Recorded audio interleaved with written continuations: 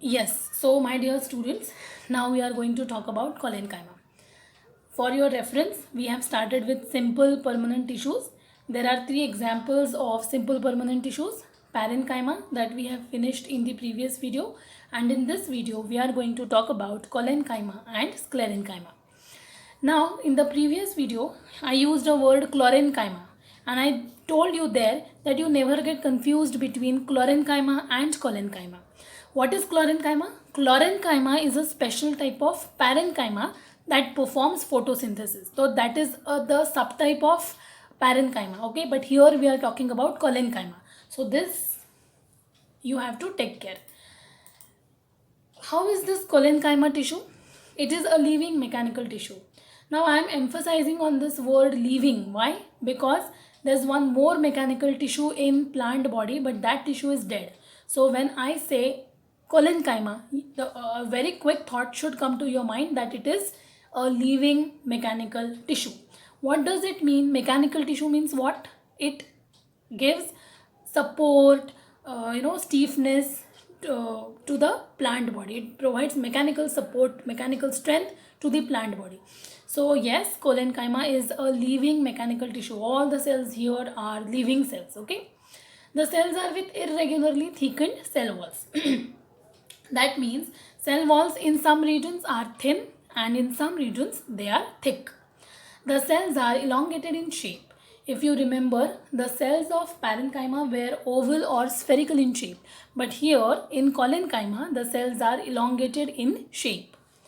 Here the cells are with very little or no intercellular spaces. Okay, this point again we understand. Either very little intercellular spaces are there or no intercellular spaces present at all. And then comes its occurrence and functions. Where is this tissue present? This tissue is found in the leaf stalks below epidermis. Can you see this stalk of leaf? It is present in the stem. It is also present in the expanded leaves, that means lamina of leaf. Okay. Now what is its function?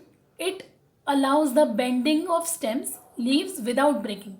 Say due to wind current, we find many a times the leaves are bent down, the branches are bent down, but then the branches or leaves are not going to break.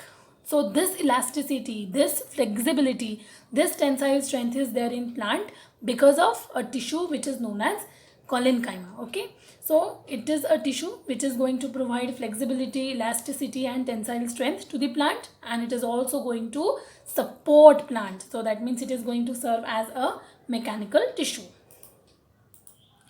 Now the third type of simple permanent tissue is sclerenchyma. Okay, now this sclerenchyma is an example of dead mechanical tissue. That means here all the cells are dead cells. Okay, plus this is an example of a mechanical tissue. That means it would definitely provide some support, strength, stiffness to the plant body. Here all cells are dead cells. They are long and narrow with thick lignified cell walls. My dear students, so far we have been talking about cell walls which were made up of cellulose.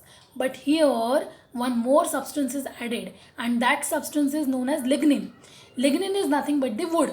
Okay, we use wooden furnitures, isn't it? So that wood is nothing but the lignin, and of course some cellulose is also there.